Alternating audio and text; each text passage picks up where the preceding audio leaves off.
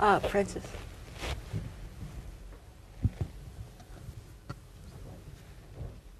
Hey, Francis.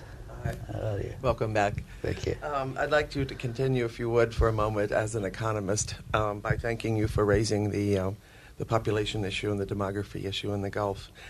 There's another very big country in the region that needs job creation too, Iraq. And I'm wondering if you could perhaps talk to us a bit about Kuwaiti first and maybe more general GCC appetite for investing in the new Iraq.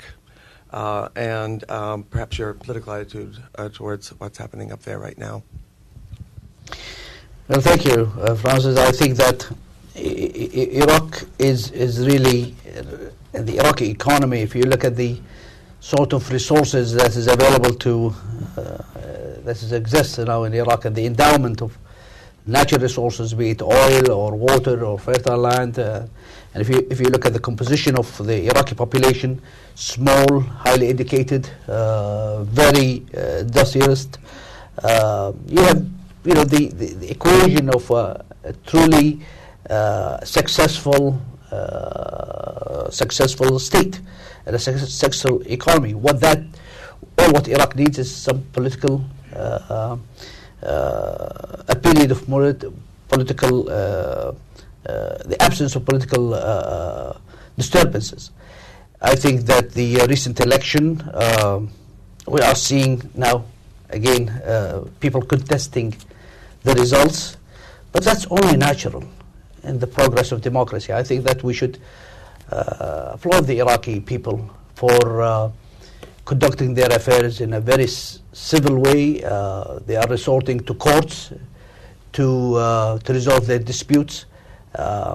Maybe that process will take a little bit of time, but at the end I'm absolutely certain that the Iraqis would be able to form a government that would reflect all components of the Iraqi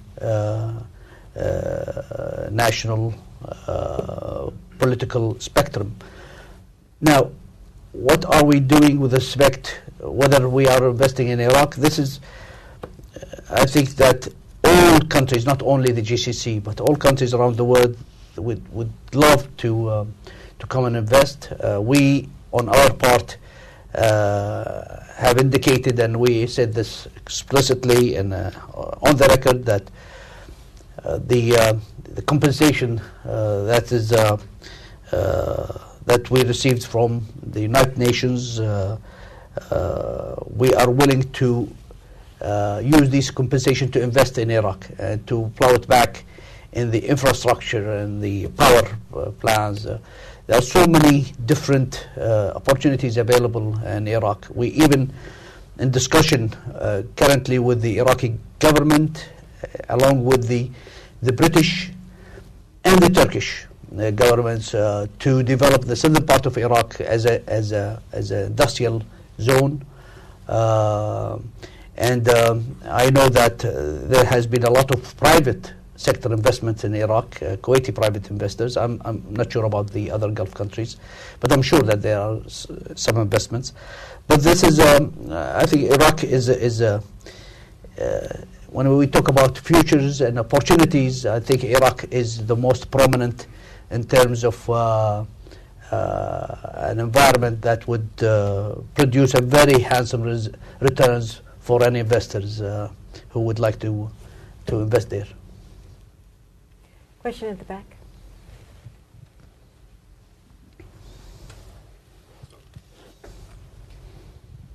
Thank you very much. Mohammed al-Bashi, spokesman for Yemen. If you didn't ask me, I would have probably felt left out, so thank you for giving me that opportunity. Your Excellency, recently in the U.S., and especially in Washington, they've been very keen in observing and understanding the dynamics of the Yemeni GCC relationship. I know you've shed some light on it today. I hope if you could expand more on the role of GCC in Yemen in light of recent events. Thank you. Thank you. Yemen, as you know, is an important country in the heart of the Arabian Peninsula. Whether it's on the side is not the case, but in the heart, because the Yemeni people are all over the GCC, It's a country that has been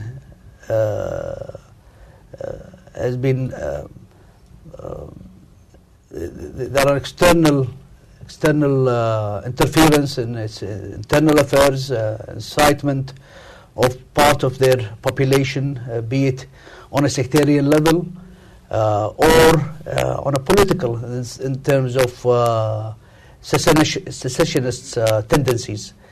We in the GCC have taken a position to tackle the fundamental causes of these disturbances, and we look at the poverty issue, the lack of jobs, the disease as a source that breeds such radicalism on the Yemeni theater. For that reason, we called back in 2006 for International Donors of Conference. We hosted it.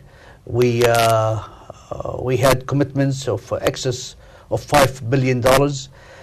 Again, we had a conference just 3 months ago in Saudi Arabia for Friends of Yemen, and we're going to have a meeting in Sana'a, as I indicated, as foreign ministers, to follow through the project that we committed ourselves to. A question has always been raised why Yemen is not part of the GCC, or whether the GCC countries would accept Yemen as a member. And I have always said that membership is not the issue. The issue is to help Yemen and to resolve its problems. The problems of Yemen is again, the issue of economic reform, political reform, corruption, disease. These are the issues that we would like to help the Yemeni government to tackle and to resolve. We only have time for a couple more questions. George has had his hand up for a while. Dr. Mohammed, welcome back.